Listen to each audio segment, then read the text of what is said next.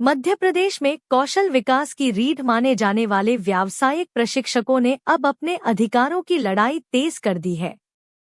डिंडोरी में व्यावसायिक प्रशिक्षकों ने श्रम विभाग को ज्ञापन सौंपते हुए उच्च कुशल श्रेणी के अनुरूप सम्मानजनक वेतनमान, पदोन्नति और सामाजिक सुरक्षा सुविधाओं की मांग उठाई है। प्रशिक्षकों का कहना है कि सरकार ने राजपत्र में उन्हें हाईली स्किल्ड माना है, लेकिन जमीनी स्तर पर अब भी उन्हें उचित वेतन और सुविधाओं से वंचित रखा गया है।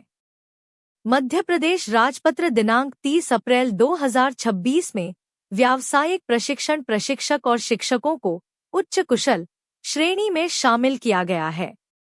इसके बावजूद प्रदेश के हजारों व्यावसायिक प्रशिक्षक पिछले लगभग 10 वर्षों से बेहद कम मानदेय पर काम करने को मजबूर हैं। डिंडोरी में प्रशिक्षकों ने जिला श्रम पदाधिकारी को ज्ञापन सौंपते हुए मांग की है कि उनकी योग्यता, तकनीकी दक्षता और कार्य की गंभीरता को देखते हुए 38,000 से 42,000 रुपए तक सम्मानजनक वेतनमान तय किया जाए।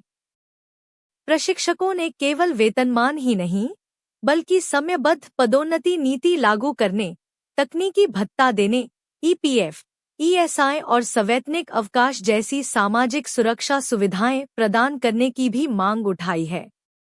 ज्ञापन में यह भी कहा गया कि तकनीकी प्रशिक्षण के दौरान दुर्घटना की आशंका बनी रहती है, इसलिए प्रशिक्षकों को बीमा सुरक्षा कवर भी उपलब्ध कराया जाना चाहिए।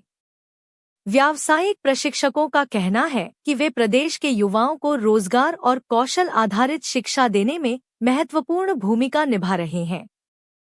ऐसे में सरकार को उनकी समस्याओं पर गंभीरता से ध्यान देते हुए जल्द निर्णय लेना चाहिए।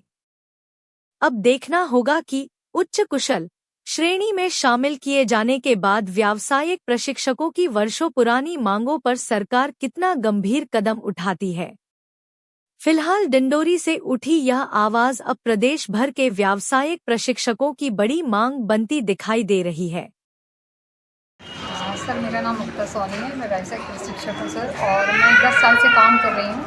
और हम लोगों को सर कोई इंक्रीमेंट तो है ही नहीं और वेतनमान में वृद्धि नहीं है। दूसरी बात ये है सर कि हम लोगों का कभी नेटवर्क इशू होता है तो जब अटेंडेंस नहीं लगती तो उसका भी पैसा काटा जाता है, और हम लोग उस समय स्कूल में वर्क कर रहे होते हैं और हमें इसका कोई वो लाभ नहीं है। और हम लोग अपना ये भी है कि हम लोकेशन डालकर बताते हैं कि सर लोकेशन भी हम भेज रहे हैं आपको, तब भी हमारी सैलरी कटती है। यदि आप लोगों की मांगें पूरी नहीं होगी तो क्या करेंगे? मांगें पूरी नहीं होंगी तो सर पहले तो जिले से हम आगे जाएंगे, फिर नहीं होगा तो हम प्रदेश लेवल पे ही काम करेंगे सर।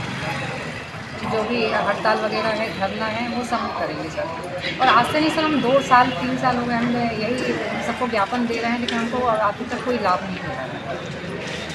तो प्रकाश ठाकुर है और मैं यहाँ डिंडोरी जिले में व्यावसायिक प्रशिक्षक के में कार्य कर रहा हूँ।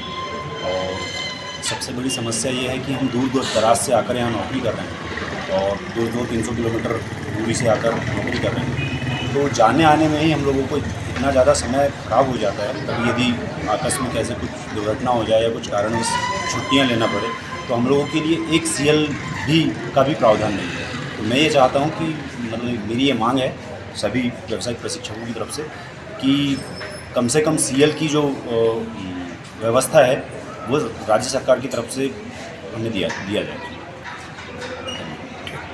सर, क्या नाम है आपका? सर, मेरा नाम सुमित कुमार नागेश है और मैं व्यावसायिक प्रशिक्षक हूँ आईटी ट्रेड से, गवर्नमेंट स्कूल में, रायपुरा हायर सेकेंडरी विद्यालय। आज कलेक्ट्रेट क्यों आए?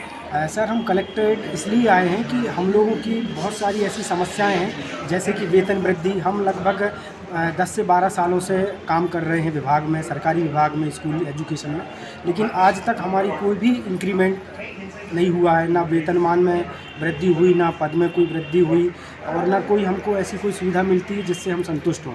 वो काम तो हमसे इतना लिया जाता है कि एक उच्च कुशल श्रमिक से भी ज़्यादा, लगभग सभी इंजीनियरिंग कैटेगरी में आते हैं हमारे विभाग के जो भी व्यक्ति हैं, लेकिन उनको मानदेय जो है 20,000 रुपये अभी 10-12 साल से 20,000 में अटका हुआ है। तो हमारी विशेष मांग तो ये थी कि कम से कम हमारा एक सम्मानजनक वेतनमान दिया जाए और अच्छी सैलरी दी जाए जैसे कि कुछ अन्य ज़िलों प्रदेशों में दिया जा रहा है, जैसे दिल्ली में अभी इंक्रीमेंट होके मिल रहा है, असम में मिल रहा है, हरियाणा में मिल रहा है। तो हम चाहते हैं कि हमारी भी सैलरी दूसरे प्रदेशों के जैसे ही, हम भी वीटी हैं और वो भी वीटी हैं, लेकिन भेदभाव किया जा रहा है। दूसरे प्रदेशों में सैलरी 38,000 से 40,000 मिल रही है और हमारे मध्य प्रदेश में जो सैलरी है वो 20,000 में अटकी है 10-12 सालों से। यदि मांग पूरा नहीं होता तो अगले क्या कदम रखेंगे? अगर मांग पूरी नहीं होती तो प्रदेश स्तर से आह्वान किया जाएगा एक धरना प्रदर्शन का, अपने शासन के खिलाफ। जो विभाग जिम्मेदार विभाग है कि हमारी सैलरी को लेके जो विभाग जिम्मेदार है उनके खिलाफ हम धरना प्रदर्शन करेंगे, हड़ताल करेंगे पूरे ज़िलों में। इसके बाद प्रदेश लेवल पे भोपाल जाएंगे सब लोग।